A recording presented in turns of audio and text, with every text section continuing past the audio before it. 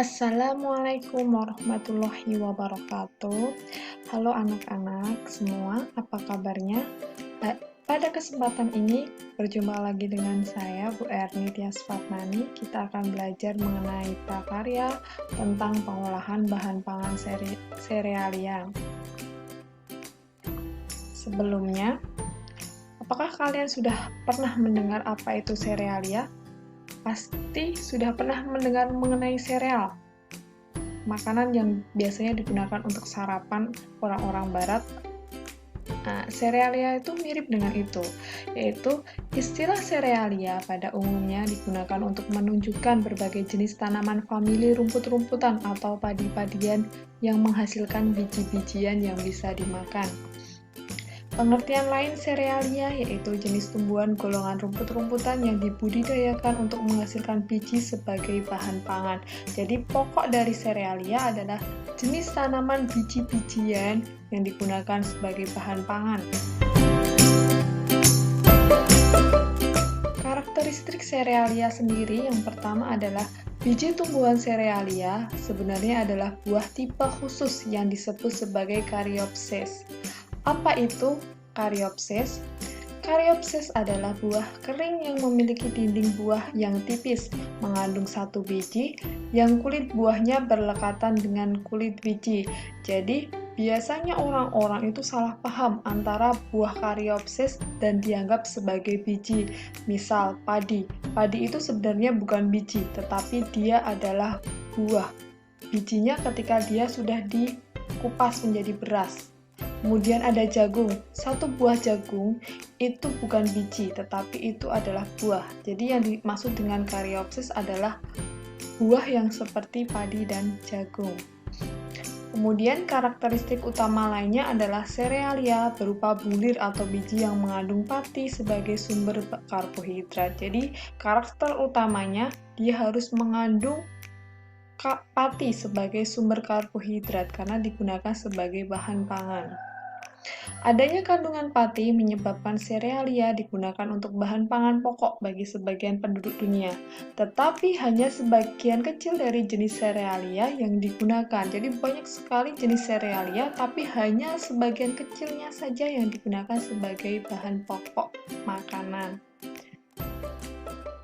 Anggota serealia sendiri yaitu, meskipun pati yang dihasilkan oleh kentang, sagu, ketela, tetapi tanaman tersebut bukan termasuk dari serealia karena tidak dipanen dalam bentuk bulir atau bijinya.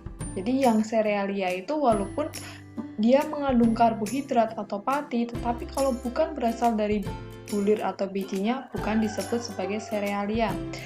Jadi tanaman seperti apa yang termasuk serealia? Yaitu yang pertama anggota tanaman padi-padian. Pengelompokan serealia itu dikelompokkan menjadi dua. Yang pertama yaitu serealia sejati dan serealia semu.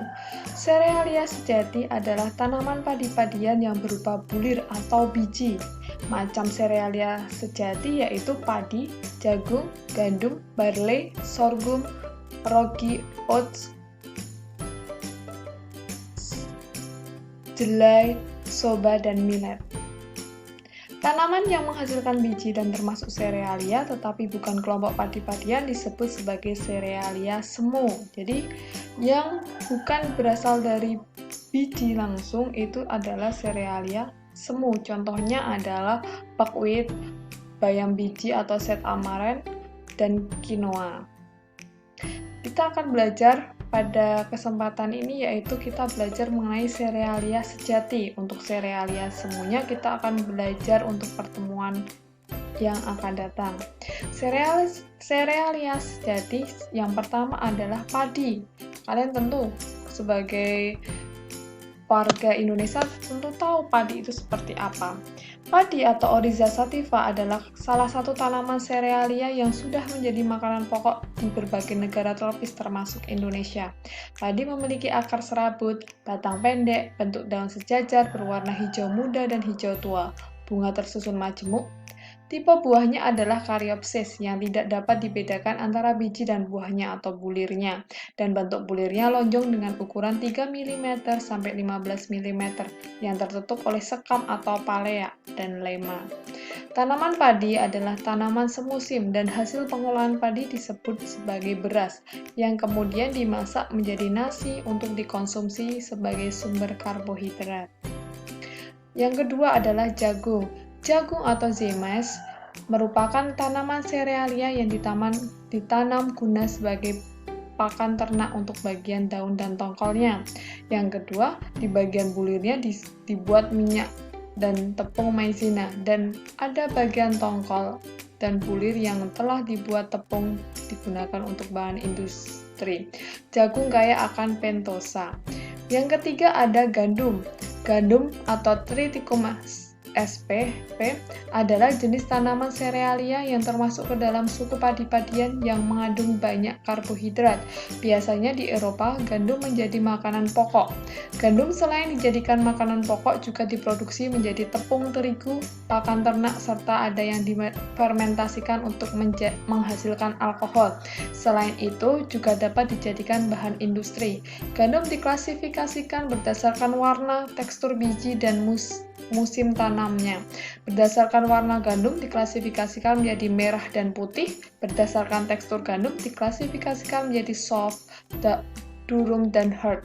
Sedangkan berdasarkan musim gandum dibagi menjadi spring dan winter.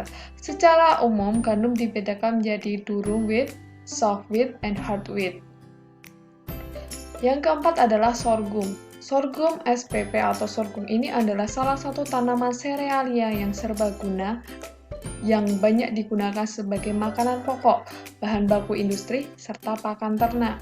Sorghum menjadi makanan pokok di daerah Asia Selatan dan Afrika Sub-Sahara.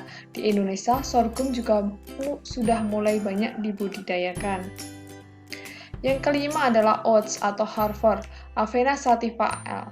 Atau banyak disebut sebagai Harvard atau oats ini adalah salah satu jenis tanaman serealia yang banyak ditemui di daerah subtropis dan sedang.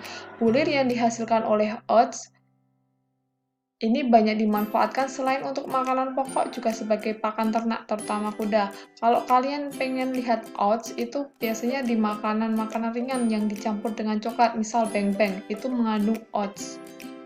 Yang keenam yaitu jemaut, Setaria italica atau dikenal sebagai jewawut adalah jenis tanaman serealia yang pernah dijadikan makanan utama oleh masyarakat Asia Tenggara dan Timur sebelum mengenal padi. Jadi sebelum padi mereka makan makanan pokok berupa jewawut.